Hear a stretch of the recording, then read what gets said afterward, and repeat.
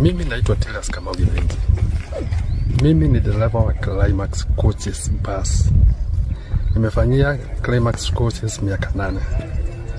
Na ile ilitokea usiku ya leo, ilitokea accident mbali ya basi yangu na Mercedes. Mercedes ilikuwa inatoka kwa mafuta petrol station. Na mimi natoka Nairobi nikienda Busia.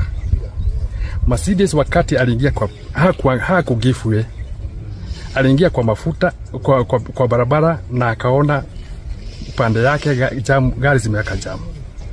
Akaamua kuja penye niko. Tukakutana kichwa na yeye.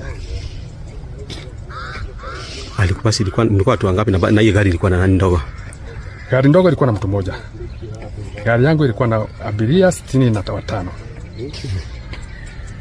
Kuna mtu alipata majeraha. Wakati nilijaribu kuokoa, nikasikia gari yangu inaenda chini. Sasa mimi nikanyaga, akakuja kama ameniingia. Na gari mejua ilikuwa na nani? Mejua gari ilikuwa na nani? Baadaye ndio askari walipokuja ndio nikasikia ni mheshimiwa Cyrus Girongo. Pole. Asante sana.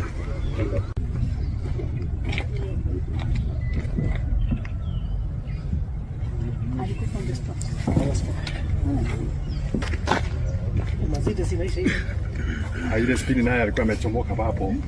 Temia yake alikuwa anafanya. Kama alikuwa anaingia